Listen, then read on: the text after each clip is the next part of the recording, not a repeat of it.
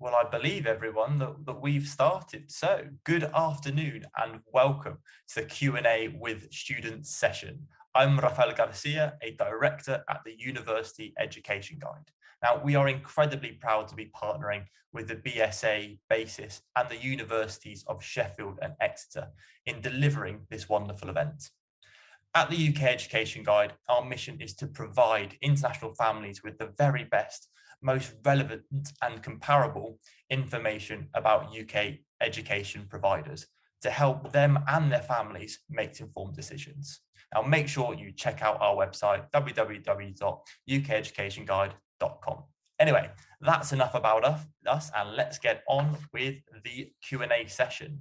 So before we kick off, we're going to introduce our wonderful panelists. So we've got Mark, Rahani, Nicole, and Zoe. So we're going to kick off with Mark. Mark, tell us a little bit about yourself.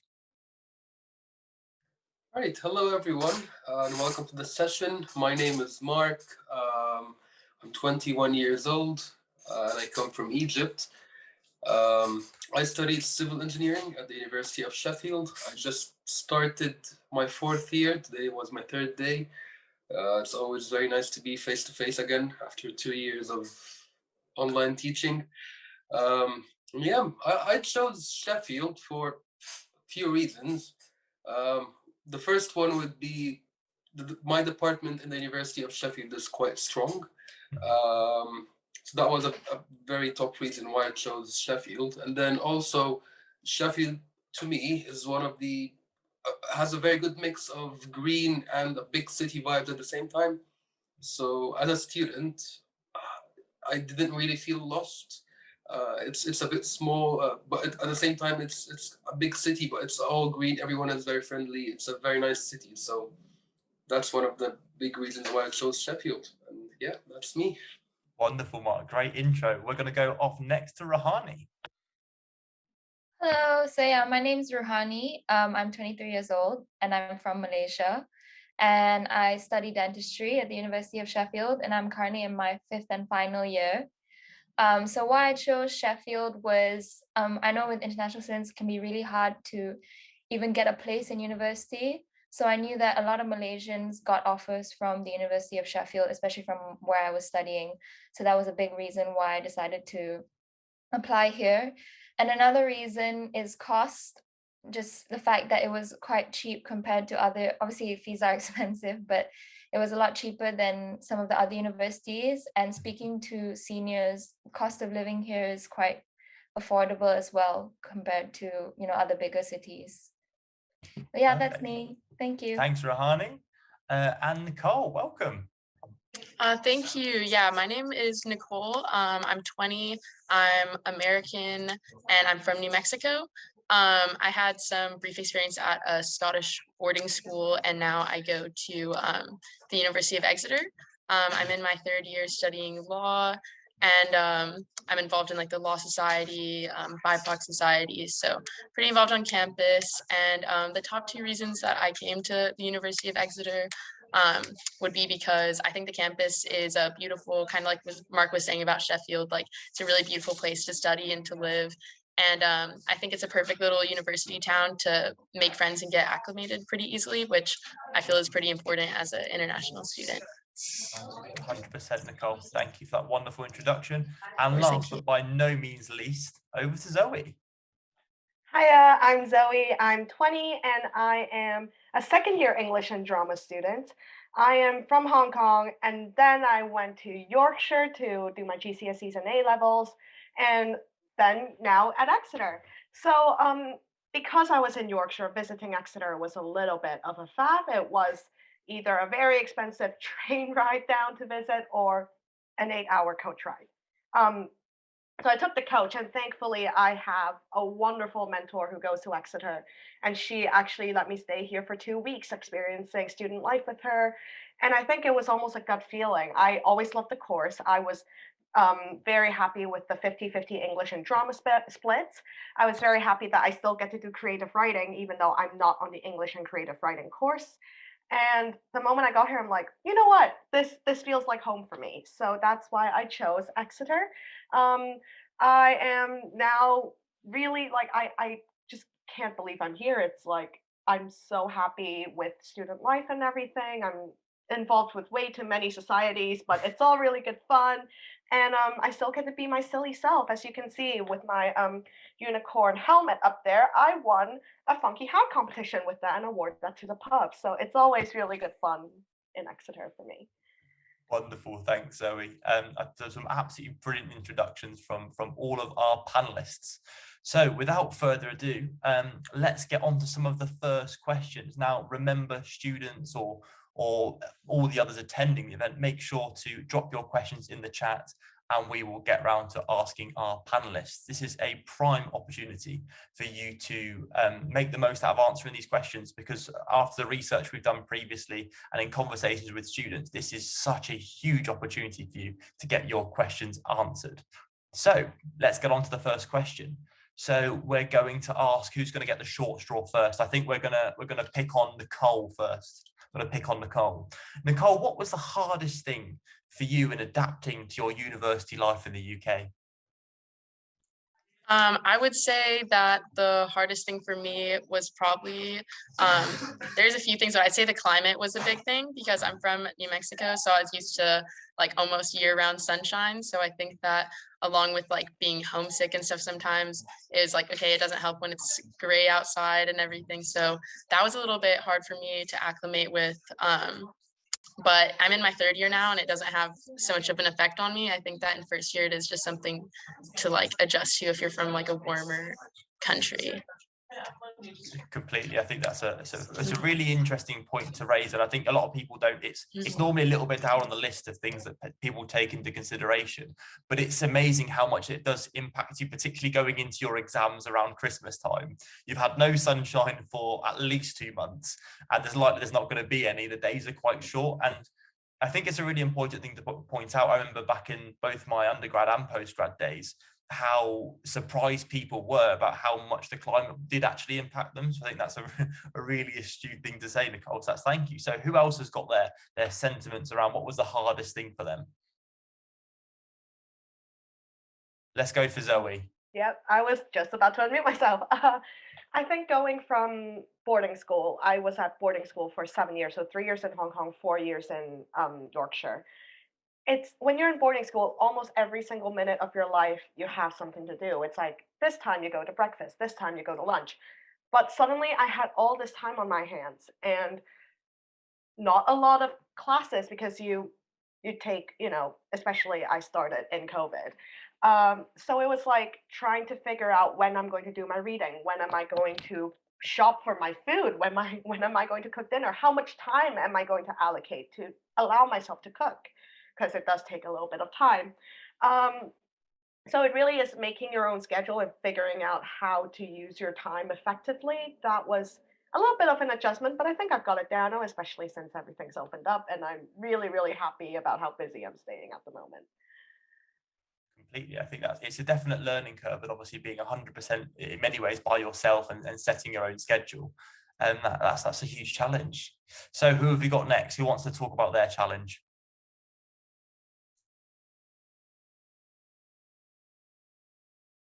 Rahani? Perfect. I would say my challenge was, yeah, I think it was similar to Zoe's as well. Just trying to have to manage all on your own, and things like, when I fell sick, I had I couldn't just go to my mom and be like, or I couldn't even wait till the weekend to see her. It's like I was never, or my parents, like, I was never gonna, like, they wouldn't be able to take care of me. So I had to depend on, especially in first year, I had to just basically depend on like taking care of myself during those times. And I feel like when you get sick or things like that, it just makes it 10 times worse, because on top of all that, you still have to cook for yourself, you still have to get your own groceries, things like that. So just living alone, I would say, was a big thing, because yes, you're in a dorm filled with other people and like you sometimes have fun, but when you go back to your room, you're still on your own, and then you realize it can feel quite lonely being by yourself and having to manage everything on your own. But yeah, I would say that was one of the hardest things, being in a different country and then having to be on your own. Completely, and I think it's interesting whether you're a UK student, whether no matter where you are from the world, that idea of that almost the first time that you have a really bad cold, and you're there dealing it with yourself. I know it sounds like a really small thing, but actually it's. I think what you're giving today is some really interesting insights to the realities of higher ed. So Mark, on to you for your challenge. Yeah, I agree with. Oh, sorry, I lost my video for a second. Yeah, I agree with the other three panelists. I come from Egypt, so it's always sunny over there. So when I came here, it's also very different than what I'm used to. But I tend to, at the beginning, it was a bit different, very gray, but I tend to like it. Like by time, it grew onto me. So I like the cold weather now. I don't like Egyptian weather anymore. So, and also being responsible for everything. So when I was living in Egypt, I was living with my parents. They take care of everything basically. And then when you come here, no, their life is a bit more than studying and just you need to take care of the house, clean and cook and do your laundry and everything from start to finish. And that was a bit of a challenge at the beginning. But again, it turned me into a more responsible person. And then when I went back to Egypt in holidays and stuff, talked to my other friends who still live there, you kind of see the difference that living abroad and living by yourself, how you grow as a person and how you become more responsible. So it's not the best thing at the beginning, but now I love it. When I go back to Egypt, I always want to come back here and resume to my life that I take care of everything and I just enjoy it really. 100%, Mark. It absolutely. It's a step that obviously everyone has to take in their life in terms of how you go, almost that developing, that maturing. But it is incredible how this is such a great opportunity to do it. And also you are doing it at the same time with a lot of other people in your environment. So yeah, it's scary for you doing it, but actually other people are going through that as well. So it makes it a little bit less daunting. So following up on all of your thoughts and sentiments, I would love to hear about how you cope with these things. So Nicole, how are you dealing with the climate, and for Mark, Rahani and Zoe, what were the strategies that you implemented that really helped you in almost not getting your life together, but effectively scheduling it all and becoming a real proactive, really, frankly, it's just growing up, isn't it? It's such a huge step. So I'll leave the floor to you guys. I will start off with Zoe. It's trial and error, I think, because you sometimes have to see whether this works or that works and try and be organized in terms of what time am I going to allocate to, say, do my laundry. Doing a load of laundry, I have to be in the house for a certain amount of time, and I'm not home most nights now because I'm always out doing one thing or another. It's really great, but it's really finding time to do all of this stuff. It's trying it out, see if it works, but also I have to remember I'm prioritizing my degree here and always keeping that in mind. Yes, I have to do my reading first. I have to do my reading before I can think about what I want to do tonight. Um, it's always keeping my priorities, trial and error. And you know what? If you mess up a little bit in first year, that's okay, because that's what first year is all about.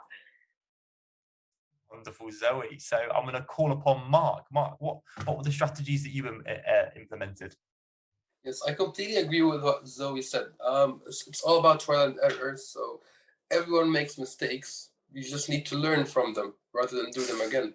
So don't be too harsh on yourself. If you mess up a cook or something, that's fine. It's gonna be a funny story in a couple of years, maybe.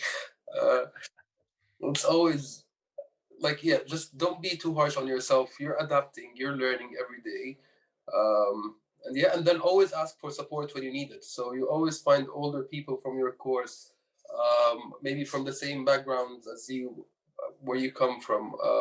Ask the department if you need someone. Ask for a mentor from the university if you need one. There's always an opportunity for you to ask for help and support, and then people are almost always willing to help and support you as much as you need. So take advantage of that, really. 100%, Mark. And I think that's a really important sentiment for everyone to take away from today. And it is that the environments that the universities they cultivate is one that you should be asking questions, but also asking for support. You're not absolutely by yourself. And I think that in terms of supporting your well-being and your colleagues' well-being, the universities provide exceptional sort of pastoral support. So I think, Mark, you're absolutely right. Go out there and ask for help. I think that's a really bold and brave thing to do, but that's exactly what you should be doing. So I'm really interested, Nicole, what do you do about the climate, and some top tips for me as well, because I struggle with it. Yeah, definitely. I thought in first year, like, yeah, I was like, oh, this isn't a thing I can overcome. Like, I can't like stay here for like that long and everything. But I kind of agree with Mark that like I now, like when I go back to New Mexico, obviously I appreciate the sunshine, but I'm like, this is a little bit much, you know? But when I've been in Exeter, I found that I'm trying to like maximize my time and optimize it and appreciate being a student. So I think that like when the weather's really bad, something that I like to do is just like, okay, I'm going to stay in, I'm going to study, I'm going to catch up on my stuff, because I think it is really good for like, you know, you're here to study, you're here to get your degree. So I'm going to use this time while I don't want to be outside or it's raining to just study, because I wouldn't be outside doing anything anyways. So I have less FOMO. Whereas I feel, you know, okay, if I was like in Florida or something and it's like all nice and people are at the beach, I wouldn't want to be studying. So, and then I think you just appreciate the time. Like when it is nicer days out, everybody goes out, everyone goes to the beach. Like it's very much, yeah, I'm on campus right now actually studying, because it's actually not bad out, but yeah, it is a good tactic, I think. So are you in the library at the moment? I'm actually in it's called Devonshire House. So the library is downstairs in the forum, but there's a few different levels, and then this is on the third floor of the forum. There's a lot of different study spaces. So I like this one because obviously you can talk a little bit. In the library, I would be getting attacked. But Wonderful, Nicole. And Rahani, what are your sort of coping strategies for when you move to university? Yeah, so basically, like Mark said, I made use of all the services. So like whenever I was sick, I know like I found that people here don't like confrontation as much or like asking for help. But I just like, if I'm sick, whether it's like serious or not, I'll call the health service, and then just that reassurance that if it's nothing, they'll check and they'll be like, it's nothing. Even if the health service is free, I made use of like, you know, I had to make use of the NHS walk-in center. Like all these things are available to you if you like try and find out about it. And also things like being prepared. So like I never thought I would be that person, but I actually have like a year planner, and I like spend money to make it, you know, buy a nice one, because it just makes everything better, and actually write down everything that I do or like what I need to do. So actually keeping organized, like in this, like if you find your own way, it kind of like makes it more fun and also makes it doable. So if you literally, I like to write everything down that I'm doing.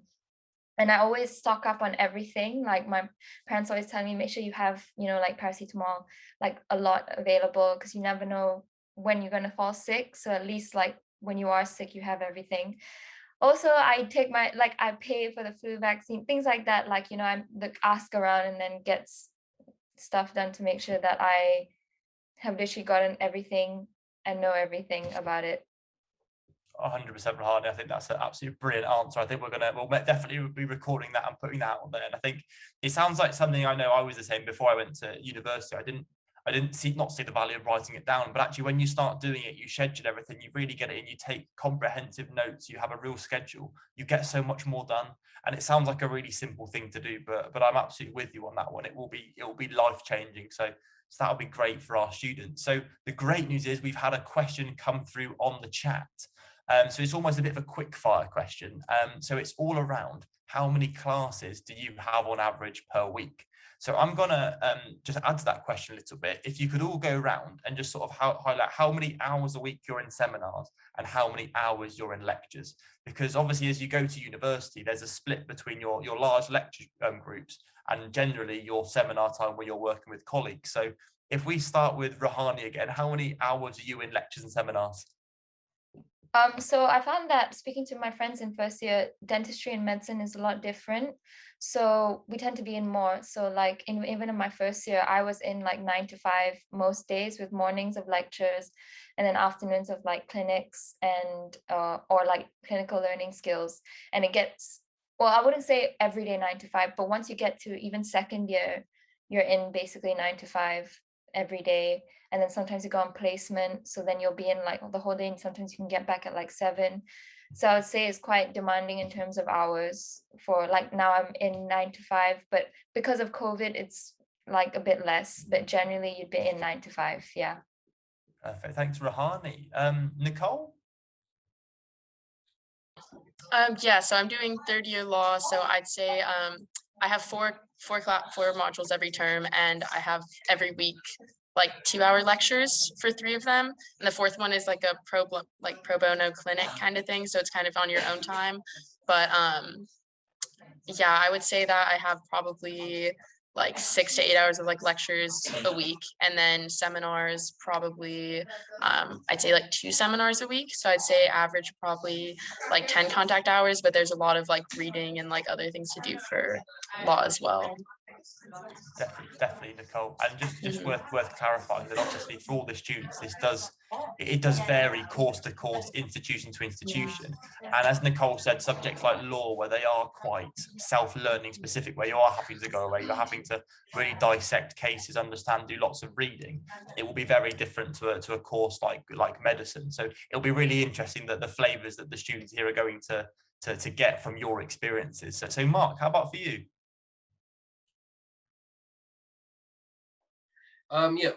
So my course is engineering. So in my first and second year, we had a lot of labs. So I'd say per week we have 20 to 25 contact hours, including labs, maybe, and then it gets less as you move forward. So I think this year I only got like 10 or 12 hours of contact hours per week. Lectures and tutorials and everything really don't have labs anymore. But again, it depends on your course and how practical intensive it is. So yeah. Perfect. Thank you, Mark. How about for you, Zoe? I do English and drama. A lot of people, when I chose this course, they're like, you're not going to get any contact hours. That is not true.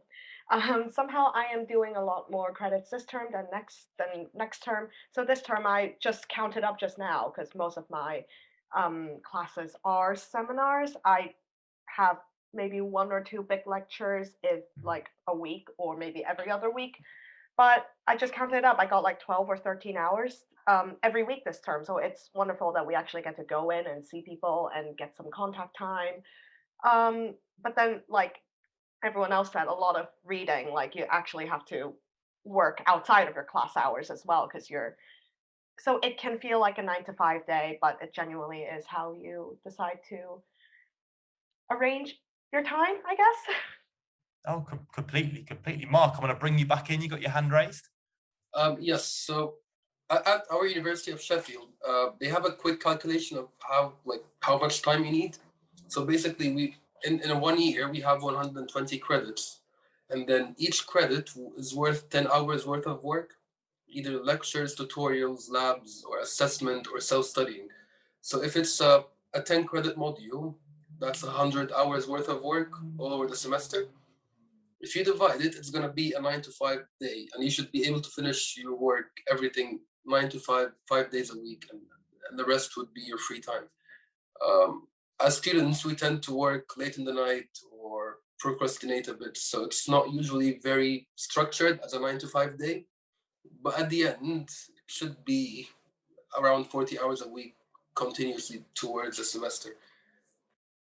Perfect, Mark. I think that's a really interesting answer. It's interesting how Sheffield look at that. And it's an interesting benchmark, actually. But I think the key with this for the students is that, particularly with first year, it's learning how your university works and learning how you work best. And these are the skills that they're not just valuable for university, but they're so valuable as you go out into the workplace. So using this time to really work out, build a structure, build a routine, and understand how you can do that. So Rahani, let me know how about your times. Oh, I think I said it at the start, but I started first with the 9 to 5. Oh, medicine. So you did medicine 9 to 5. Wonderful, excellent chairmanship we have here. But it is interesting when you look across the board at the different options and varieties that you have. But again, your best bet is make sure when you're looking and researching about universities, go on the course pages, read up about them, understand what that's going to be. And it doesn't mean that a subject that has 10 contact hours is easier than one that has 40. they're just different ways of learning and different ways of delivery. And I mean, you might find one course at one university that has 30 contact hours a week, and you might find one that has 20. They could be delivering a very similar course, but delivering it in a different way, depending on their pedagogic and sort of teaching rationale. So trying to understand what will be best for you is really, really important in all of this. So we've got another question that's just come in. So it's great to see the chat sort of picking up. So we're going to go with this question, which is an interesting one. And it's, do you recommend that I stay on campus in first year? So we'll go with Zoe. Absolutely, yes, stay on campus. I was living in the accommodation closest to campus. And it's really convenient because when you want to walk, just go in, have another study space, you can easily do that. Some of my friends lived a little further away and they're like, oh, it's such a trek, so I don't want to go in. But if you're closer to campus, you get to know campus a little bit better and you get to take advantage of all of the stuff that's on campus, like the study spaces, like the one that Nicole is in right now.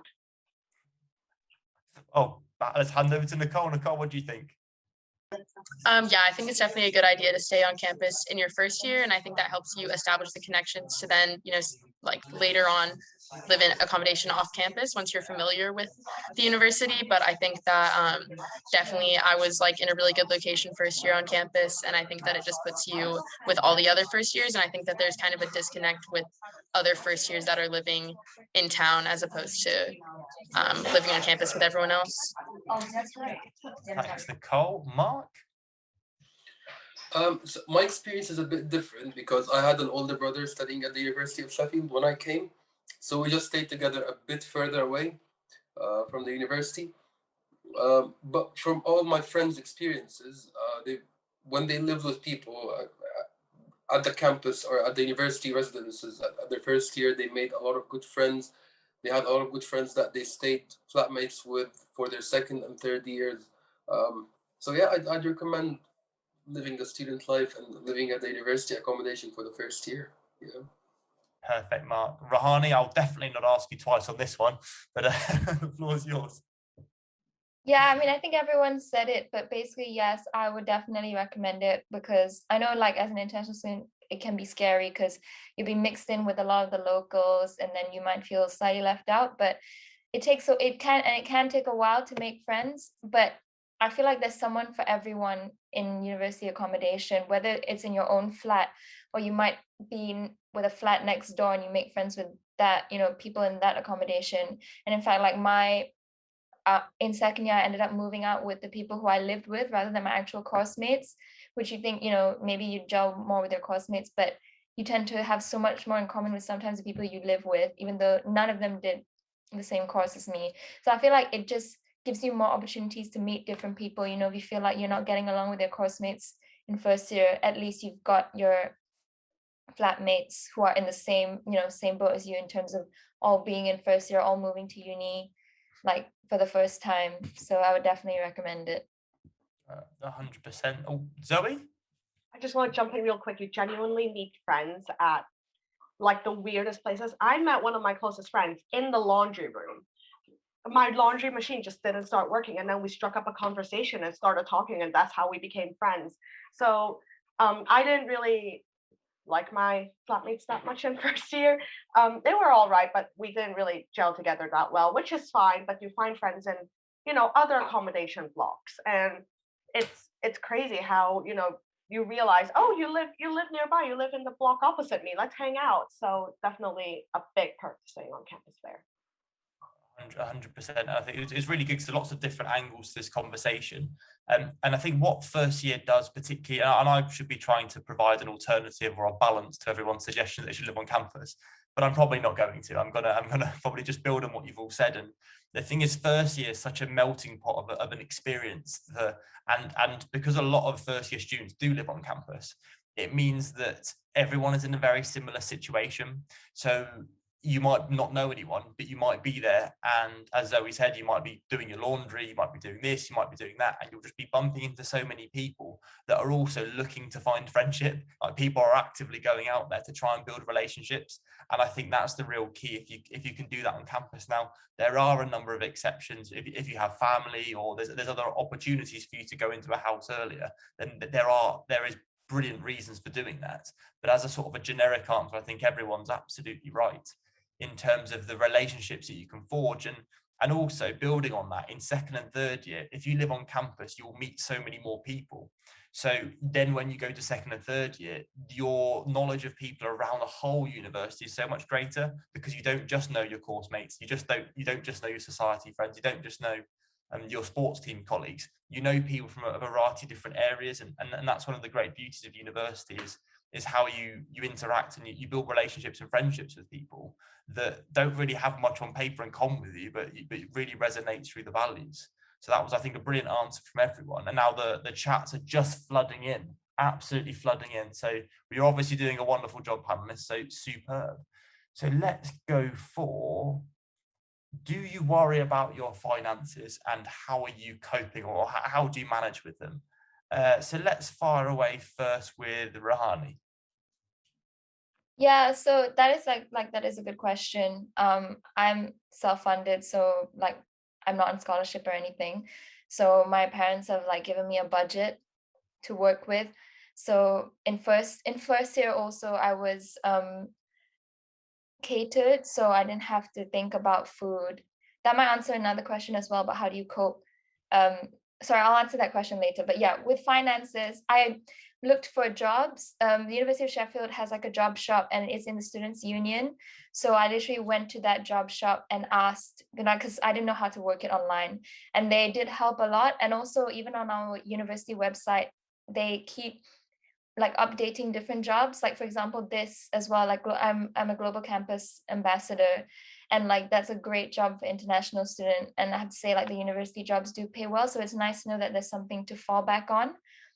But also, if you don't get a university job, I feel like the UK offers there are loads of jobs out, part-time jobs out there for students if you feel like you're struggling. I know there might be a question of, can you cope with a job while you're studying, things like that. But I find that in first year as well, because a lot of modules don't count for students, you just need to, like, it doesn't actually count. So that's when loads of people sort of, earn money, find jobs, and it's so flexible. You don't have to find a full-time job. There are loads of part-time jobs out there. So I'd say like that's how I don't stress so much, knowing that I have this job which I can sign up whenever I want, kind of thing. And it's great to do it in first year, I would say. Like, it's the easiest way to find a job with the university, because they're always looking for first year students. Thanks, Rahani. I think that's a really practical sort of solution and strategy. Nicole? Yeah, I would say that finances is definitely a big thing in university. I think working as well is something to think about, because I think that it helps you have a concept of your money as well, because I knew like a lot of people when I came to Exeter that maybe like hadn't had work experience and stuff, so they're just like spending money left and right. So it's kind of easy to like be influenced by everyone around you and be like, okay, time to go crazy, time to like spend all my money. But I think that by working, like I got a job in a cafe first year. I got to know people that were from Exeter as well, not just at like the university. So that was really cool to like have an appreciation for the town from like locals as well. And then like working as a student ambassador as well, I think it helped me with my time management, because then I was like, okay, yeah, I'm gonna like allocate this amount of time to work per week, and then this amount of time to studying. And then I think that it helps you have a better appreciation for your money and how you're spending it, because you're like, okay, I worked for this amount of money, so I'm gonna be a little bit smarter about how I'm spending it, because that's like how X amount of hours that you've worked for it. So it gives you a real tangible thing of like, this many hours is this amount of money. I think it's such a good experience for people. So Mark, how about your experiences with finances and studying in the UK? So yeah, I agree with Rahani and Nicole and everything they said, really. I work with Rahani in Global Campus, and that's how I know her, actually. So I think getting a job at the university would be very good thing because they understand the holidays. If you need to go back home during the holidays, they understand if you've got exams, if you don't have enough time to do that many hours this week because of a piece of coursework or anything. They get this and they cope. They can give you flexible hours and stuff like that. So yeah, I've also been working a bit part-time during the semester, trying to earn some money to because I'm also self-funded. And yeah, that's like I'd really recommend getting a job. It even makes you more responsible and makes you mature more and understand how life works and everything. So I'd highly recommend you finding a job, even if you don't need the money, just do it for the experience. It will change your perspective of how life works. 100%, Mark. I couldn't agree more. And also, just on a real employability standpoint, no matter what work experience you get when you're at university, this will in some way translate to what you go and do after, whether that be postgrad degrees or whether that be going out into the workplace. And those soft skills that you can refine in a workplace are just invaluable. So Zoe, how about your experiences? Basically a melting pot of what everyone said. I am self-funded as well, and my parents give me a budget I have to work with. And because this year I got a house with some of my friends, so I don't pay rent directly through to the uni. I pay rent to the landlady. And so I have to work out how much money am I setting aside for rent? How much money am I setting aside for bills, for food, for going out? And also, of course, like the student ambassador job is genuinely the best because I get to pick my hours. If I find a job that works with my timetable, I apply for it. And that really, helps the flexibility of it all. And also, it's really nice, and I always knew I wanted this job. Like my mentor is also a student ambassador, and she's like, just go for the student ambassador job. Like, it's, and she said to me, you're a drama kid. That's like basically what you need to be in this kind of job. So I applied for it, and I was so lucky to get it, and I'm really enjoying it. And also, some people are like, oh, but I have to figure out my degree alongside with it. Our visas only allow us to work 20 hours a week, so there's a cap there legally. So you can't work more than that. Focus on your degree and get a part-time job. I think you're absolutely right, Zoe. You touched on a really important point, which is flexibility. So you and your families are investing so much time in this degree that it's obviously important that you, and it goes back to what you're talking about earlier, which is prioritization, is that understand what your priorities are. And then once you know what they are, then you can work out how you can create a little bit of flexible work, how you can do this. And as you've all said, working as a student ambassador or working for the university is the ideal employer because they understand your circumstances. Rahani, I'll bring you back in.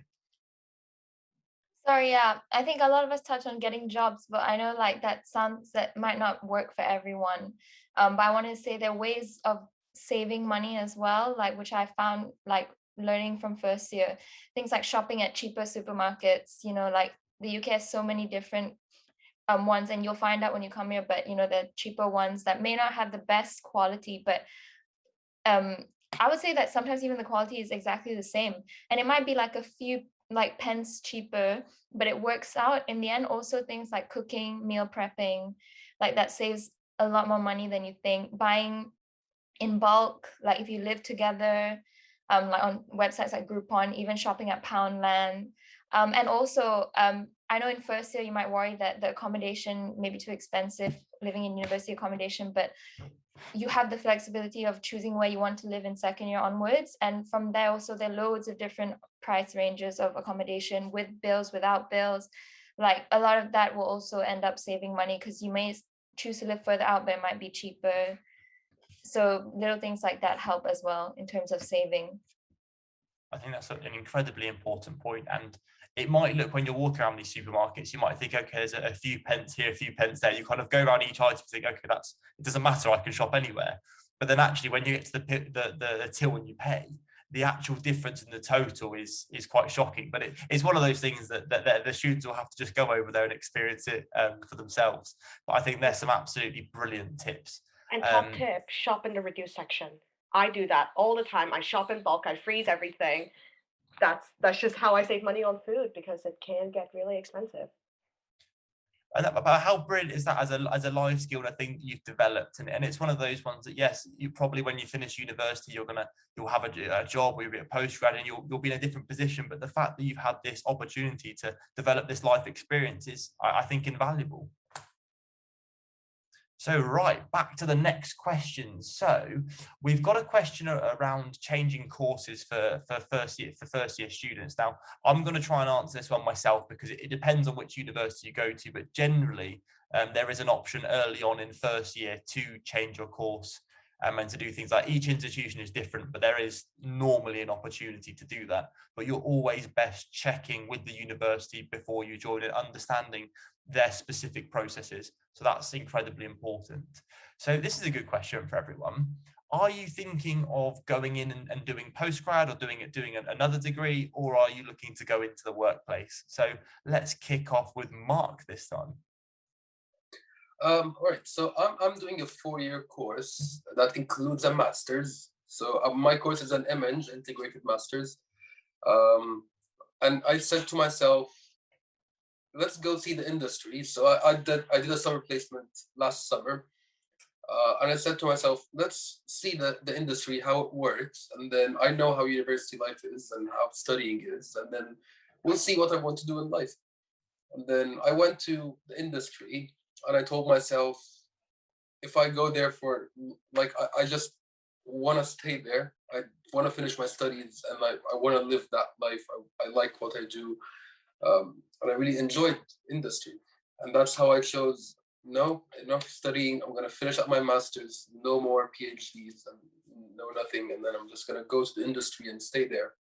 Maybe I'll do another shift later in the future if I'm bored of the industry, or if I find another good opportunity or anything. But yeah, I'd say in your 3 or 4 years of university, go out there to the industry, speak to employers, try to get an experience if you can, and then you see what you like, and choose then. I think that's absolutely brilliant advice, Mark.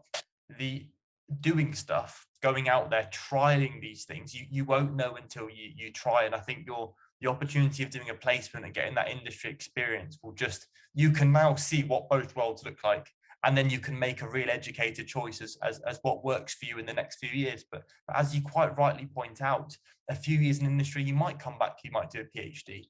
So, but I think that's such a great strategy. So Nicole, how about for you?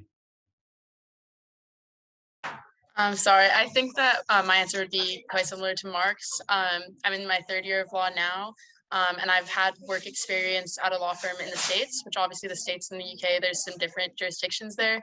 So I think that I'm going to take a year or 2 out to work, and whether that's going to be in the UK or the US depends. Right now it's still up in the air, but I think I'll apply to grad school after that if I feel the need to like go into a more specific section of law and I want to learn more about it, or get like a higher qualification. But I could start working in the UK, or I could work at the firm I was working at before. So I think that's going to be my plan. Perfect. Sounds wonderful. How about you, Zoe? A master's is definitely in the plan for me. I do think I will stay on at Exeter, mainly because I'm used to the city and I just want to be somewhere where I'm comfortable. And master's is only a year, and I don't want to have to get used to a totally different city again. But I am doing a 4-year degree. Next year, I'm doing a placement, so I will need to find a job. But what's great about my course is that they've been giving us like workshops every week to like prep us for that, and teaching me how to network. And I've kind of like started reaching out to my friends and their parents saying, hi, heard you're a stage manager. Do you think you could land me a placement somewhere? Just, kind of cheekily going in that. But then I do think with my experience at uni, I want to go into either publishing or theater. And I think I accumulated quite a bit of theater experience from doing so many societies and so many shows. So I think that will really come in handy when I go to apply for, say, stage management placements, because I can say I've actually stage managed a couple of shows at it's the Exeter University Theater Company, but we work so professionally that it's definitely an experience I'm going to bring up. 100%, and it's using those experiences, that they're the connections, but also the experience is what's going to get you through the door in not just getting your placement, but also in developing your career in the long run. So I think that's really strong advice. How about you, Rahani? I mean, for you, I imagine it's a relatively long journey that you're on. So I would love it if you could explore that and sort of explain to everyone what those stages are. Yeah, so it's already 5 years of just an undergraduate degree for dentistry. And then you go like and do a foundation year, so you get paid for that, but you're still a junior dentist, like a junior doctor. And then after that 1 year, you can basically just work as a general dental practitioner anywhere you want. So I'd probably do that first just to earn some money, because if you want to specialize in dentistry or medicine, it's very expensive. Because it allows you to do certain procedures that a normal dentist couldn't do, basically. So I think I would probably be working for a few years, save some money to then do a specialization in dentistry, hopefully. Yeah. I think that makes loads of sense. So all different nuanced approaches, but I think the trick is when you're in the degree, you can see what the opportunities are, and it's about kind of working out what's the right path for you. I mean, for my experience, I did my undergrad degree, then I worked in industry for 2 years, to, as you say, save up the finances and make the money to then be able to do a master's. And I think that there's no right path sort of homogeneously for everyone. So you've got to sort of take the time at university, build your network, get advice and experience it. And then from that, you'll work out at that time whether you're going to do postgrad, whether you're going to do a doctoral qualification. So I think that's absolutely brilliant advice. So again, we've got some more questions flying in, and this is one that I did expect, and it was around travel. So I know for all of you, and it's been for colleagues of mine over the sort of past 10 or so years, coming to the UK is also a little bit about traveling. It's a little bit about seeing Europe. It's a little bit about seeing London. It's a little bit about immersing yourself in the culture. Hopefully, fingers crossed, we'll be on our way out for everyone to begin exploring the culture as we stride forward in hopefully what will be a post-pandemic environment. But the question we have asked is sort of how much has, I probably know the answer to this question, how has COVID sort of impacted your traveling or your aspirations almost outside of the classroom? And what are your plans to sort of over the next year or so to kind of almost rectify that? So let's kick off with Zoe. When you say traveling, do you mean traveling to visit the uni beforehand, just to clarify? Sorry, I mean, so when you're already in the university, so you've all arrived at Exeter, at Sheffield, at Warwick, at Cambridge, wherever you are, and when you're a part of coming to the UK for international students, you'll know is the appeal of seeing the whole UK or seeing Europe from that as a base. So I'd love if you could just explore a little bit around how obviously COVID will have impacted your almost your local travel plans. But is there anything you're looking to do in sort of the next year or so to experience more of the UK and Europe? It's funny that you should ask me that, because so I plan to always go home during the big holidays, as in fly back to Hong Kong, but of course COVID has stopped that. So around like Hong Kong's really tough, isn't it? I mean, Hong Kong is, I mean, you're not getting in at all. No, like the plan, the idea was you have to quarantine for 3 weeks in a hotel that you have to pay for yourself. And my brother's also in England. He's doing sixth form right now. And then of course that deadline suddenly came, like you have to fly back before this date or else you can't get out. But around April, my mother just called us and said, why don't you just travel to UK this summer? Like take the money that you would have used for flights, for quarantine, for all of that, and just travel. And I'm like, this is amazing. So actually this summer, me and my brother traveled to like around all of the UK. We went from Exeter and then made our way up north. We went to Scotland for 2 weeks. We were in Edinburgh, and then we came back down, stayed with some family in Cardiff. All in all, we visited 17 cities this summer. And it was absolutely fantastic. I had such a good time, like so many photos, and I got to see so much that I was here for 4 years in high school, and I've never seen most of the UK. And this summer has really opened up my eyes. I'd say Edinburgh, to me, was the highlight. I got to throw axes. I got to go to silent discos. I got to go to the Fringe. And one of my friends, actually from uni, he lives in Edinburgh. So he was like my personal tour guide, like just bringing me all around the place. And it was a lot of fun. So that is definitely an invaluable summer, and I'm so thankful I got to go on this trip with my brother. Oh, well, Zoe, I think that's exactly the answer that they were looking for. So so I won't ask everyone this question, but raise your hand if you have anything you want to contribute to this answer, or your thoughts on UK travel. Anyone got anything else to add? Oh, we're bringing Nicole in. Nicole, the floor's yours. Yeah, I was gonna say, like Zoe, I got the opportunity to go to Edinburgh as well. But this is more in my first year before COVID happened. I went to Norway as well, Ireland. So I traveled a bit before COVID broke out. And then with COVID, that kind of put a wrench in my plans. Like I've been planning to go like Sweden, because obviously it's a lot easier and cheaper to travel from like say London than from anywhere in the States to Europe. So it kind of put a pause in my plans. But because it's my last year of uni, I'm kind of trying to take any break I possibly have this year to go travel somewhere. So like anytime I have a like 4-day weekend, 5-day week, like I'm just gonna try and go some other country. Yeah. I think that's the way to do it, Nicole. That makes loads of sense. So if no one else has got any thoughts on this one, I'm gonna tailor the question a slightly different way in terms of, because I can imagine because of the years that you guys were in university, you were still always able to you were able to visit your universities before you came to universities. And obviously for a number of students over the last sort of 18 months, that has been quite challenging.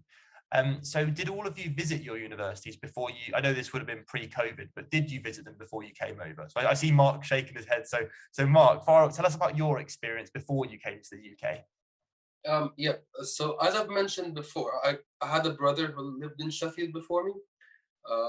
So I didn't really come to Sheffield before I started uni. My plan wasn't really to travel abroad. I wanted to stay in Egypt. My dad wanted me to travel abroad. So it just happened that I came here, and then I'm really glad that I came here. I'm really glad that he told me, no, travel, just do it, please. It's gonna be a life-changing experience, and it has been a life-changing experience. But yeah, I haven't visited the university before I came here. Perfect. Thanks, Mark. I think it's reassuring also for some students, because I mean now it's likely that if they're entering this next cycle, they would have a chance to visit university if they wanted to. But also it's worth reflecting that some students have also gone to university and not visited it. But then it's really important, obviously, to do your research and try and speak to people that are already at that university and get as much information as possible. So I'll be interested, did anyone else not visit their university before coming over? No, you all visited. So does someone want to tell me a little bit about what that experience was like when they came over and visited their university? Because I can imagine, I believe a couple of you were already at boarding school here, so it was more like a trip out to the university as opposed to things. So Zoe, tell us a little bit about your experience and when you actually visited I believe Exeter for the first time. So like I said, I was very, very lucky to have my mentor here, who's genuinely like my big sister. And it was a conversation that just came up because actually one of the girls I'm living with now, she also went to high school with me, and she was the one who kind of was like, English and drama at Exeter is actually really cool. Go check it out. And when I looked on the website, I'm like, I like this course. So I rang up my friend and I'm like, I really want to go see the uni, but it's so far away. And she's like, you have half-term holidays, right? Just come stay with me for the entirety of half-term, see if you like it. So I crashed on her floor of her dorm room. It was a lot of fun. And so I came twice, 2 half-terms, once before I turned 18 and once after I turned 18. So the one before I turned 18, she was like just kind of easing me into like, this is what uni's like, this is what cooking is like, trying to teach me all of the basics. Then after I turned 18, I'm like, you said you were going to take me out, so when are you going to do that? So she actually showed me all aspects of uni life. She even took me to the student union, the student guild elections for like president and VPs. She took me to the debates. She like showed me like, oh, this is what campaigning looks like. And with that experience, I was like, yes, this is it. I want to come here. That sounds like a properly immersive experience. But I think that's the dream package. If anyone else can do that, where do we sign up? But I think it touches on a lot of really important points, and I think that's really cool. So tell us a little bit, what is a students' union? I mean, for a lot of students, it's something they don't know about. So what is that? So the Students' Union is a democratically elected committee who help run different aspects of. So they represent the student voice. They're usually students who have either just graduated and staying on a year to be a representative, or they're taking a year out to do this job. And with us in Exeter, we have our guild president, then we have vice president in charge of the societies called VP Opportunities, then someone in charge of the academic called vice president education, then one about inclusivity. So they gather feedback and they try to get all these activities running, just to represent the student body and to reflect back to the uni what they can do better and what can be best implemented to help students in our degrees. Wonderful, wonderful. So does any of you participate in any of your student union run societies or sports clubs? I'm seeing some nodding. Was that a nod from a few of you? Let's go with Rahani. Tell us a little bit about your participation in the SU. So I went to the activities fair. I'm a big part of I love dancing societies because I enjoy dancing. So I took part in the International Cultural Evening in Sheffield, which is where loads of different countries showcase their culture. So I was part of the Indian society there, which I thought was really nice because it's literally what I love, and the fact it's International Cultural Evening. It's just the best event ever for international students. But I also did a lot of sports. Because they offered a lot of Sheffield has this give it a go thing where you can try anything for free, or sometimes you have to pay a small fee, but it's literally for anything, going to the Peak District, which is a very green part of Sheffield, or trying rock climbing. So I did a lot of those, arts and crafts. So I did a lot of those give it a go sessions. Yeah. Perfect, and I think that's available at lots of universities. So make sure you make the most of that. So how about you, Mark? Yeah. So my experience with the student union has been a bit different. I got into a few societies and stuff like that, but I was also interested in pursuing representing my my fellow students and stuff like that. So in my second year, I joined the SU Council, which is basically the SU Parliament. Yeah. One student from each department, and we sit down together once every few weeks, discuss our policies and how we represent our SU and stuff like that. And then I moved forward to become a trustee of the SU. Oh, brilliant! That's just for those students that don't know, that effectively means Mark is someone who is effectively a legal guardian of a charity. So that's huge. Mark, congratulations! That's brilliant. Thank you. So I was that in my third year last year. So I got an insight of how the SU is run as a charity. So it was also during COVID, so we had a lot of challenges on how we shouldn't fail, basically, because if we fail, I'm personally liable for it. So thank God it didn't fail, and I'm now out, so I'm good. So yeah, I really learned a lot. When I go to any interview, when I go to put it on my CV, I've got that experience, and also very friendly environment for students to learn. I didn't know a lot before I did that. My only experience with stuff like that was accounting A level, nothing more. I get it brings it. Real life. Yeah. Yes. It gives you a chance to to trial and test some of those skills that you might have picked up in, whether it be economics, accounting, business. And I really recommend it as an experience. So Nicole, how about you? Have you interacted with the SU in any way? Yeah, so I'm involved in a sports society, Muay Thai. I'm in cultural societies as well, African Caribbean Society. I was in Asian Society my first year. And I'm on the committee for BIPOC, which is Black Indigenous People of Color Society, and the committee of the Law Society as well. So there's an academic aspect, cultural, there's a lot of things to get involved in. I'm actually wearing my Law Society stash right now, so very nice. So yeah, there's a lot of stuff to get involved in. I would definitely recommend, and leadership positions as well, that I think you can actually affect change at your university. So that's something you should definitely think about as well.